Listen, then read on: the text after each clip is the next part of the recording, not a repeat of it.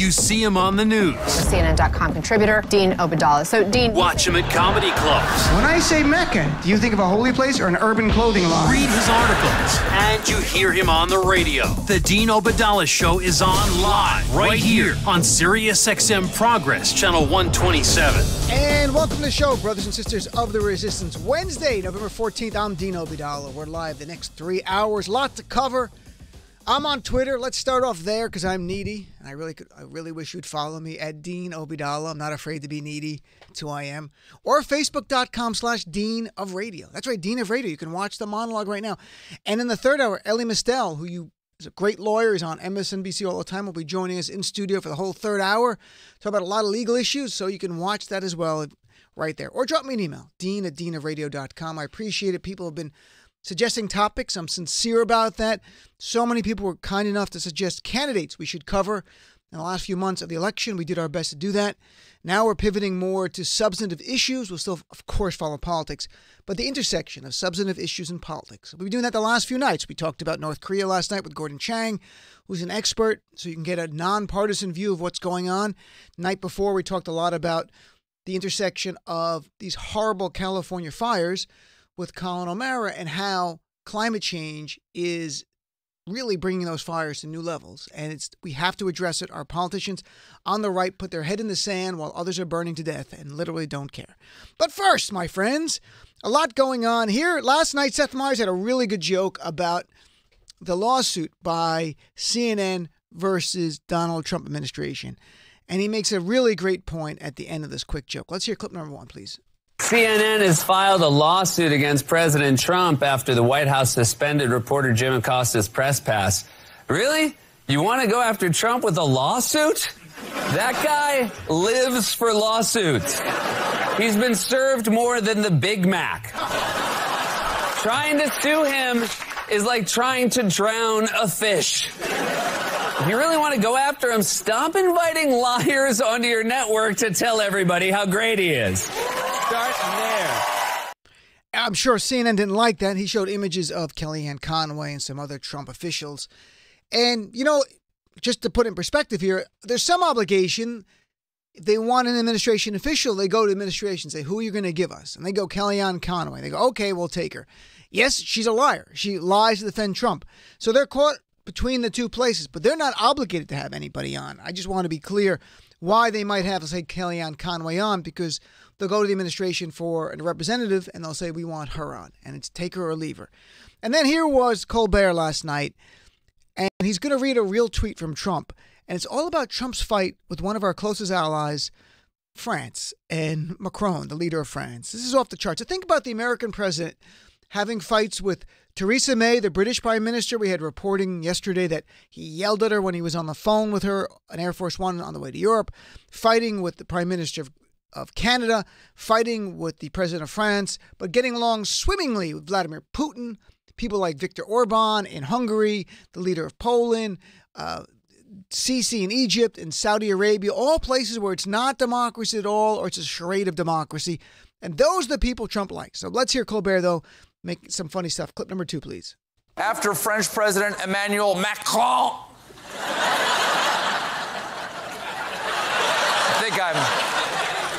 I trust I'm pronouncing that correctly, made thinly veiled criticisms of Trump's self-proclaimed nationalist policies. Today, the president fought back the only way he knows how, proposing nationalist tariffs. On trade, France makes excellent wine, but so does the U.S. The problem is that France makes it very hard for the U.S. to sell its wines into France and charges big tariffs, whereas the U.S. makes it easy for French wines and charges very small tariffs. Not fair, must change. Aren't you losing support with suburban white women? Maybe now's not the time to come after wine. What's next? What's next? Banning book club and Nancy Meyer movies? Oh, boy. It's interesting the media is obsessed with this, the mental state of Donald Trump, like he's a baby. But like, this is where we are in the world of media when there are more important issues to cover on a certain level. I get the interest in it, because watching Trump meltdown could affect policy. And that's the truth, and that's the real part of it. But the soap opera part of this is beyond me. And I want to talk about something. If people want to talk about, and you're my guest this first hour, so any topic you want to talk about, but I want to talk about a different issue than Donald Trump's meltdown. But if you think covering his meltdown and him being pissed off is relevant on a policy level, I'm all ears for that, because that would be intriguing to me. Here's what I want to talk about. Fox News is helping to teach children to hate brown people.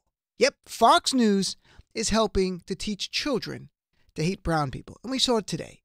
And it's remarkable. They are the propaganda arm of the Trump regime. It's not an administration. I wish the media would call Trump administration a regime, as in like the illegitimate regime, the corrupt regime. That's what it should be called. But in any event, Donald Trump has been doing his best to normalize and mainstream white supremacy. It's undisputed. That's really what's going on. Well, now there's a new toy, a new MAGA, Make America Great Lego set that's not made by Lego, just to be clear. It's made by another company. And I'm going to read what's really on the box and what this toy is about. And then I'll connect it to why Fox News is involved in helping sell this piece of garbage.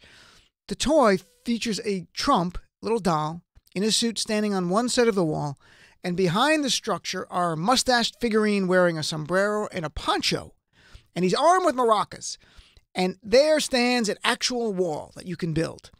And the Trump toy also has the picture of Trump with emails and someone that looks like Hillary Clinton in an orange prison suit.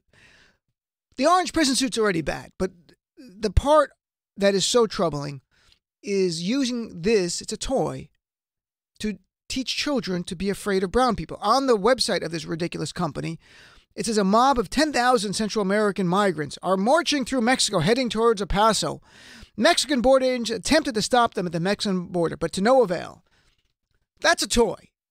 It's not like this company bought ads on Fox News. That would be a different discussion. Why would you take ads? Nope. Today, Fox News gave them free on-air time 2 or 3 times to cover this toy. And they are pimping this toy that is a Trump standing up to, again, on the box, a picture of a Mexican guy with a sombrero and Trump with his wall. And it's made for kids. And let's hear a little bit of Fox News. Steve Doocy, this is part of 2 different segments. We cut it together. There's a whole different third segment I want to play where they're pimping this for people to buy. Here's clip number 3. They may look like Legos, but these building blocks are a little different. The toy company that's making the holidays great again? Wait till you hear about this. And take a look at this. A conservative company, Keep and Bear, introducing a new line of toys, encouraging kids to build the wall with MAGA building blocks. The set comes with a President Trump figurine and a Make America Great Again hard hat. That's interesting. Look at that. Yep, you like toys. Yeah. All right. A gift for the kids or for like the Trump voter? Both. All right. I think you're guess. right. A little of both. Oh, isn't that adorable? A little of both. Teach children to be afraid of brown people, play with these little Lego blocks. And again, this company has the right to make this piece of garbage. If they want to spend hundreds of thousands of dollars to pay for ads, that's one thing. But no, Fox News, the propaganda arm of the Trump regime, had to do essentially 3 free commercials for them on air, plugging this. Great for family and friends of Trump and kids as well. You're literally using this product to teach children to build a wall with these little Lego-like bricks, to keep out Mexicans, to keep out brown people, like the brown person on the box who's got a sombrero, it's over-the-top Mexican person. And this is what they're teaching. And you know what this reminded me of? And I went back and looked it up because I knew there was something I had read in the past. In the 1930s in Germany, in Nazi Germany, when anti-Semitism was everywhere, it even became part of pop culture. There was a successful board game called Juden Ross, which meant Out with the Jews, that became a fun German pastime for families to play together, where it was the idea of driving Jews out of your country in a game. Literally a game for the family. That's what this is. Instead of keeping the Jews out, it's keeping the Mexicans out. This, my friends, is nationalism. This is what Donald Trump said. I'm a nationalist. This is what this is really about. And earlier in the week, we had Professor Jason Stanley on from Yale University, who wrote a great book on fascism, who talked about Donald Trump's nationalism and why it was so concerning. And Professor Stanley's parents were survivors of the Holocaust. So he saw very clearly what is going on, heard about it from his family, understands it. And let's play a clip of Professor Jason Stanley on the show a few nights ago talking about Trump and nationalism and what is at play. Let's hear clip number 3. When you first heard Donald Trump proudly describe himself as a nationalist, what was your immediate reaction as an academic who studied fascism? So my first reaction is he said, I know I'm not supposed to say this, but. So he knew he wasn't supposed to say it.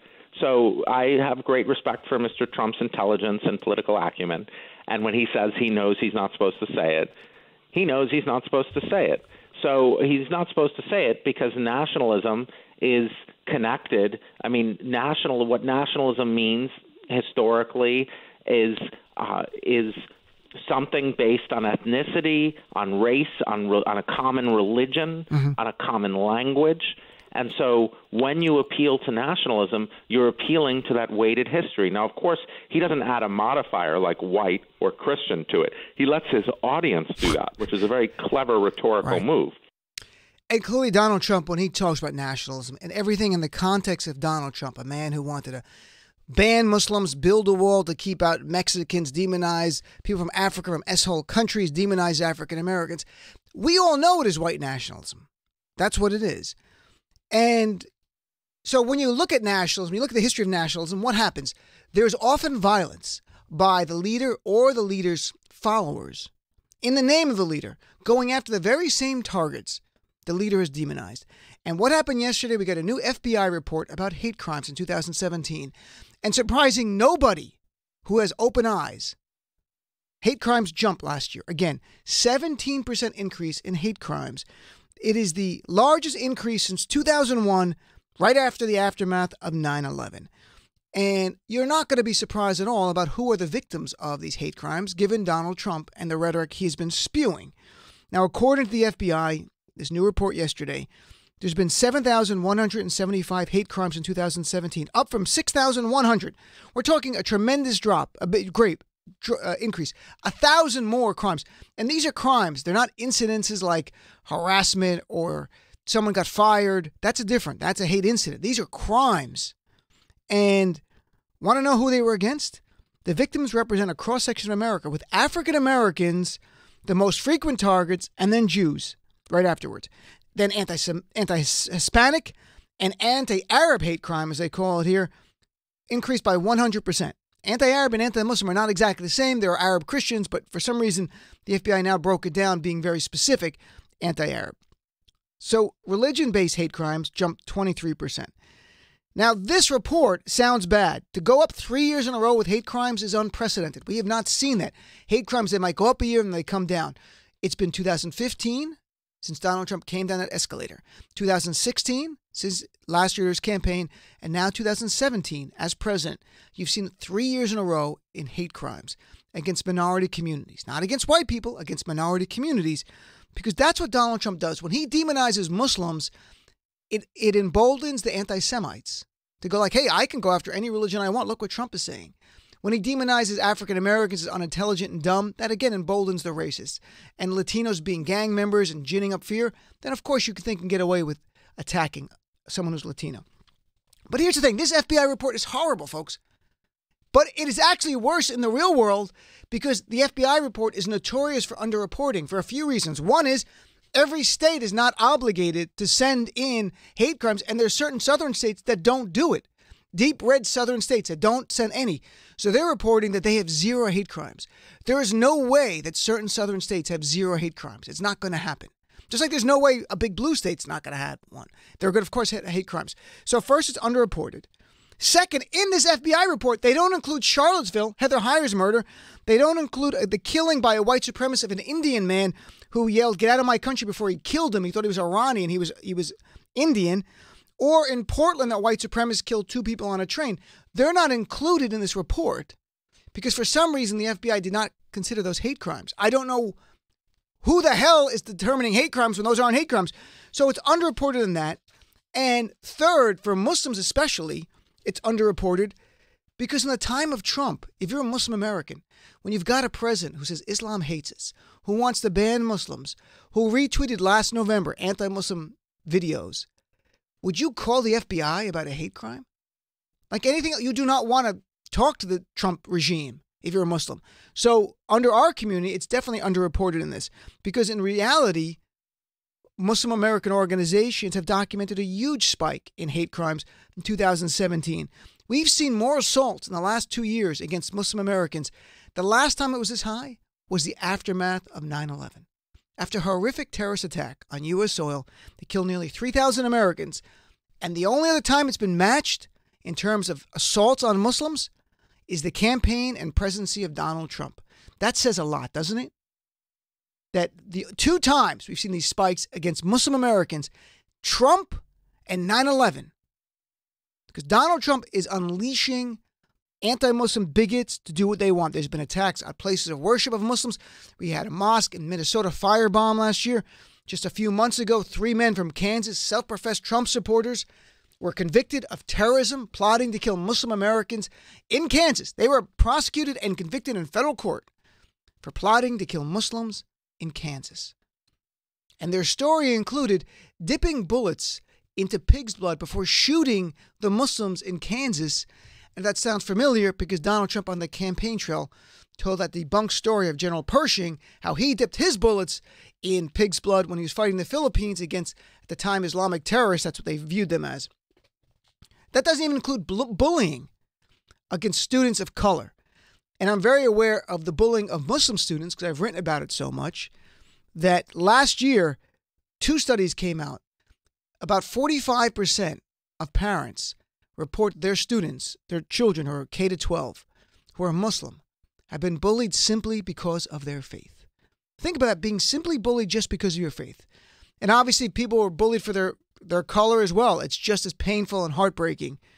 And you have incidences where just 3 days ago in Framingham, Massachusetts, a 10-year-old Muslim girl came back to her desk and found 2 notes, one that said, "You're a terrorist," and another one saying, "I will kill you," causing this 10-year-old girl to cry and go to her teacher and shaken. And of course she'd be concerned. She's 10 years old. She's done nothing to anyone. Her only crime in the eye of this bigot is that she's brown and Muslim. And you can understand why kids would pick on Muslims in the time of Trump, because they see our president say things about Muslims like they don't belong in this country. We have to ban them. Islam hates us. That we know where the terrorists are and we're not telling you. And when you hear the president say that, and you're a kid, why would you not think you could pick on the Muslim student when the guy in the White House is doing that very thing? So this all goes back to Trump, and it all comes back to Fox News with Tucker Klansman and Laura Ingraham. Far worse than Sean Hannity. Sean Hannity's a Trump defender, but he is not. He plays with conspiratorial stuff. He is not the white supremacist. This is not an anti-Fox News rant altogether. It is specific to them. And this morning, Fox and Friends, 3 different segments touting a toy that's going to teach children to want to keep out brown people with a sombrero as Trump builds a wall. And that wall, to me, is a monument to white supremacy. We should call that wall the Jefferson Davis Wall. That's what it should be called if it gets built, in honor of the President of the Confederacy. Because the cornerstone of the Confederacy was to make this nation a white nation and keep his nation, the Confederacy, a white nation. That's what it should be called. And this is where we are. And it's going to get worse because Trump now, the only relevance to him freaking out is nothing. Nothing is off the table with this guy to stay in power. Nothing. He gave an unhinged interview tonight to the Daily Caller, a conservative publication. I don't care what he says. It just gives us a sense, though, of where his mind is. He said the voting was so fraudulent, and he was saying across the nation now, this is a new thing, he literally said people were voting, they went into their car and changed their clothes and came back in and voted again. He's beginning to do what I thought he was going to do quicker, was try to delegitimize the House election by the Democrats. The saving grace is that we won in so many states. We're going to win probably 38 to 40 House seats now. We picked up 2 more officially today. He cannot undermine the House and say they should not be sat because if we had only won by 1 or 2 votes, he would be saying that. But because the victory was such a blue wave, he can't. He's getting ready for 2020. He's a dangerous caged animal. And Fox News, so much of that network, not all of it, is the propaganda arm for Donald Trump's regime, white nationalism, white supremacy. And this is where we are. And I am clueless now for a remedy. If anybody has any suggestions, what should we be doing to counter? Can we counter Fox News? None of us have the power. When you add up the ratings, sometimes Rachel Maddow is the only one that gets close to Fox News at prime time. And sometimes she beats Hannity. But like Tucker Carlson, literally, you can add up CNN and MSNBC's ratings together, and sometimes they don't match Tucker Carlson. And, I'm fearful we're going to see more violence in the future than, not less, more, as Trump becomes more and more desperate and goes back to his touchstones from the campaign, which was bigotry and racism, and we saw more spikes in hate crime. That's where we're going. And if Donald Trump Jr. gets indicted, I have no idea what happens. I can't even imagine what would happen. So I'd love to hear from you, though. You're my guest. It could be about any topic, but I'd love to hear if you have any thoughts on this, about where we're going. This is nationalism. This is what nationalism looks like. And sadly, I think we're going to see more violence in the future unless we can think of some concerted way to address it. 866-997-4748. 866-997-4748. Give me a call. I'll be right back. Progressive values are the best of American values, and we need to keep fighting for them to save our country. Don't go anywhere. This is the Dean Obeidallah Show on Sirius XM Progress 127.